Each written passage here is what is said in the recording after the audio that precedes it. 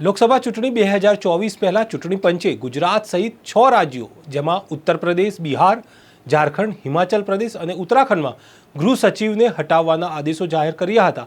આ ઉપરાંત મિઝોરમ અને હિમાચલ પ્રદેશમાં સામાન્ય વહીવટી વિભાગના સચિવને પણ હટાવી દેવામાં આવ્યા છે।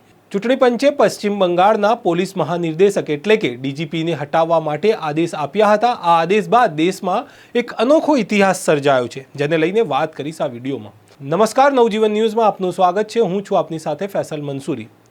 ચૂંટણી પંચના ગુજરાત સહિત 6 રાજ્યોના ગૃહ સચિવને હટાવવાના આદેશ બાદ પશ્ચિમ બંગાળ સરકારે રાજ્યના ડીજીપી પદેથી આઈપીએસ રાજીવ કુમારને હટાવીને આઈપીએસ વિવેક સહાયને ડીજીપી બનાવ્યા છે। આઈપીએસ વિવેક સહાય 1988 બેન્ચના આઈપીએસ ઓફિસર છે।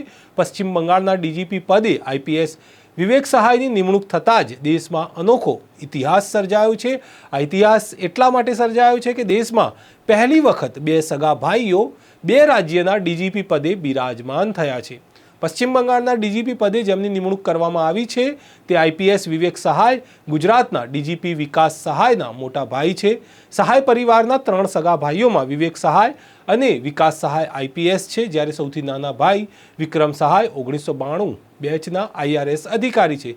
તો લોકસભા ચૂંટણી પહેલાં ચૂંટણી પંચના નિર્ણયને કારણે આ એક ઇતિહાસ સર્જાયો છે। પ્રથમ વખત એવું બન્યું છે કે રાજ્યના ડીજીપી પદ ઉપર 2 સગા ભાઈઓ બિરાજમાન હોય, જેથી સંજોગવશ આ એક અનોખો ઇતિહાસ સર્જાયો છે।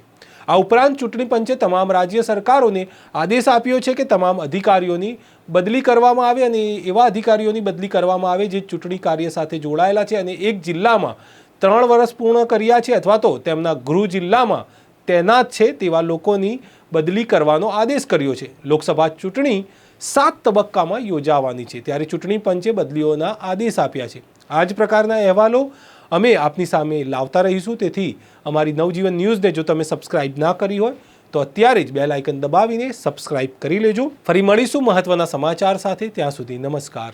વૈષ્ણવજન તો તેને કહીએ જે